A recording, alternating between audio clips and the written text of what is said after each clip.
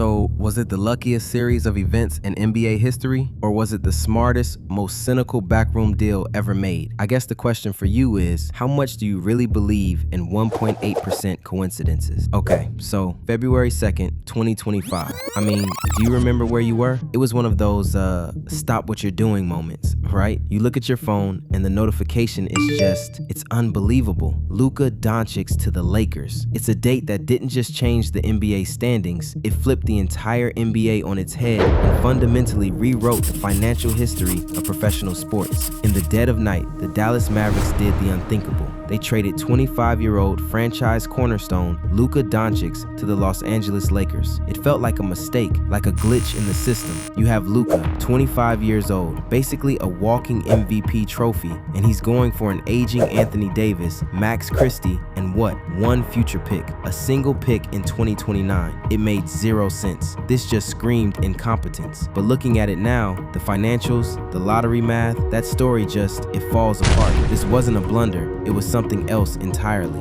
We really have to look at, I guess, three things: the trade itself, the Lakers' unbelievable financial win, and then the miracle, the 1.8% miracle. Let's start with the deal. To understand why this trade smelled so fishy, you have to look at the asset disparity. We aren't just talking about talent, we are talking about durability and value trajectory. Let's be honest, Luka was 25, 5 straight All-NBA first-team selections, a scoring champion, a finals appearance in 2024. He was entering his prime, not leaving it. On paper, it's Luka for AD, but AD in 2025 wasn't the AD of, 2020, not even close. He was 31, and the injury logs we pulled is just staggering. We're talking about nearly 300 unique injuries over his career. So he was basically breaking down, and you saw it immediately in Dallas. He played, 30-something games, and the team completely cratered. They missed the playoffs. And here's the thing, Dallas didn't even shop Luka around the league. No bidding war. No, let's see what the market offers. Just a quiet negotiation between Mavericks GM Nico Harrison and Lakers GM Rob Pelinka. That alone raised eyebrows, because if you're trading a generational superstar, you squeeze every asset possible. Dallas didn't. If Davis was supposed to be the new franchise anchor, it didn't last long. He battled injuries almost immediately.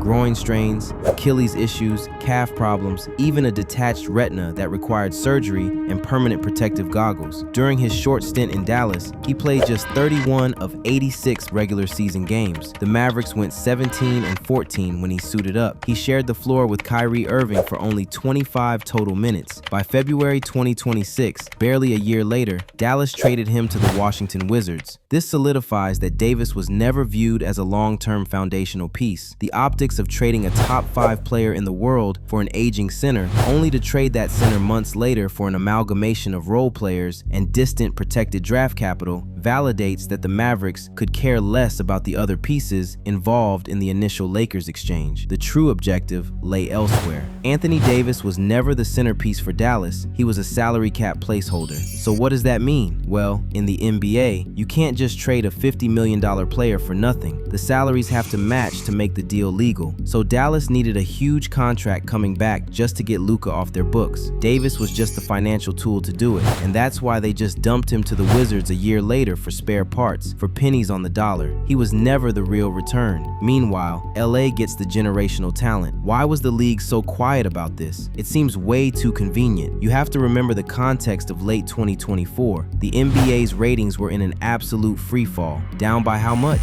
Down 28%. The TV networks were in a full-blown panic. So Luka, this global superstar, going to the Lakers, the biggest market, that wasn't a trade. It was a rescue package. It was a league-wide bailout, and it worked instantly. The moment Luka stepped onto the floor in a Lakers jersey, everything changed. His debut drew over 2 million viewers on ESPN, the most watched NBA cable game in months. Ratings jumped nearly 30% in the early stretch of the next season. The NBA had just signed a massive $76 billion media rights deal. At the same time, ratings had been sliding for years, and suddenly, the league's biggest international star was playing in its biggest market. Los Angeles didn't just get better, the NBA did. But the real money wasn't in the ratings. The real prize went to the Lakers' ownership. Just 4 months after the trade, June 2025, the Buss family agreed to sell a majority stake in the Lakers at a valuation of $10 billion, the highest in NBA history. After Luka arrived, the Lakers instantly became the league's safest long-term investment. A 25-year-old global superstar is worth more than just points and assists. He's worth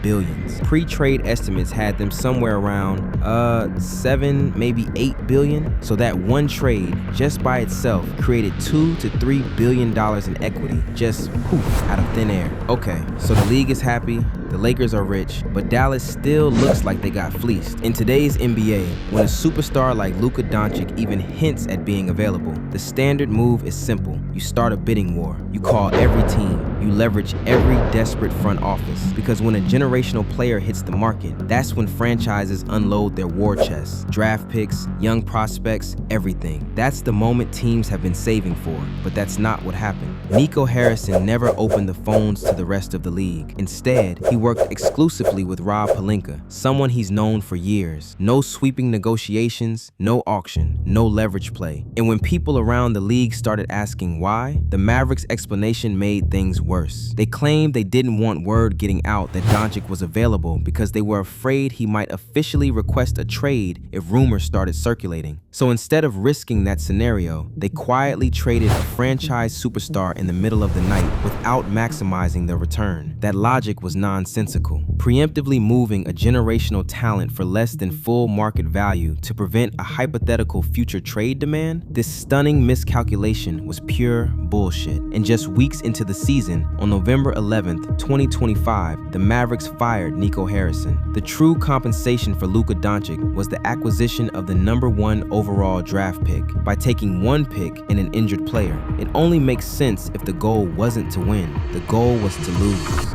I'm guessing that behind the scenes, the Mavericks were told to get to the bottom as fast as possible and we'll take care of the rest. And this is where we get to the 1.8% miracle. Dallas finishes with the exact same terrible record as the Bulls, so they have to win a coin flip just for the better odds, and they win it. Okay, and then they still have to actually win the lottery itself, with only a 1.8% chance of getting the #1 pick. The odds of both those things happening are astronomical, but they hit it, and they get the #1 pick, which becomes Cooper Flagg, who's younger than Luka, cheaper, and just a monster. Look at his rookie stats: 20 points, 6 rebounds, 4 assists. The only other rookies to do that in almost 50 years are Larry Bird and Luka-Doncic.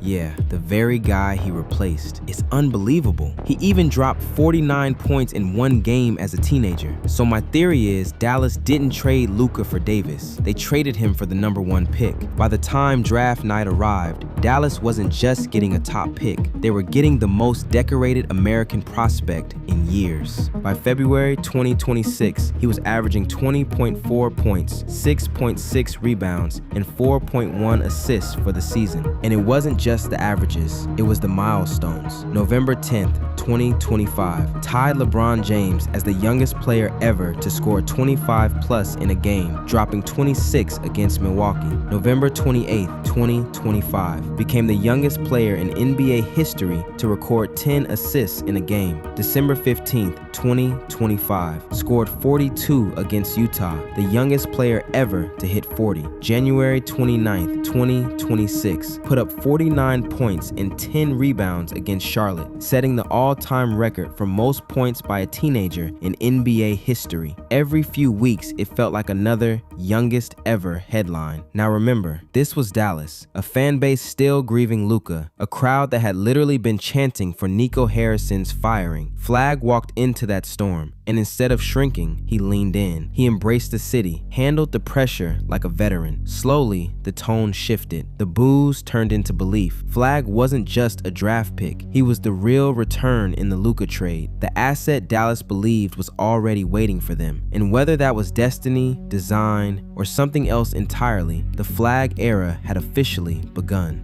Dallas had gone from losing a superstar to landing the next one on a rookie contract. That's not just a basketball pivot, that's a financial one. A team moving from a max extension timeline to a rookie scale window. Meanwhile, in Los Angeles, the Lakers got exactly what they needed. A global superstar in Luka-Doncic, a player built for the modern NBA economy, international appeal, highlight plays, massive ratings draw. Almost immediately, viewership numbers spiked. The Lakers' valuation soared. The brand stabilized around a new face for the next decade. From a broadcasting standpoint, it was a home run. So what was this really about? Now, to be clear, there's no signed document that says Luka was traded for Cooper Flagg. That's not how it works, but outcomes matter. Dallas gave up its present and reset its books, landing the #1 pick and a generational prospect on a rookie deal. The Lakers secured the league's next megastar at the height of his powers. Billions of dollars in long-term value shifted as a result. Whether it was pure front office miscalculation, strategic long-term planning, relationship-driven decision-making, or simply the business of modern basketball playing out in real time, the Doncic-Davis trade will be remembered for more than the players involved. Because sometimes a trade isn't just a trade. Sometimes it's an economic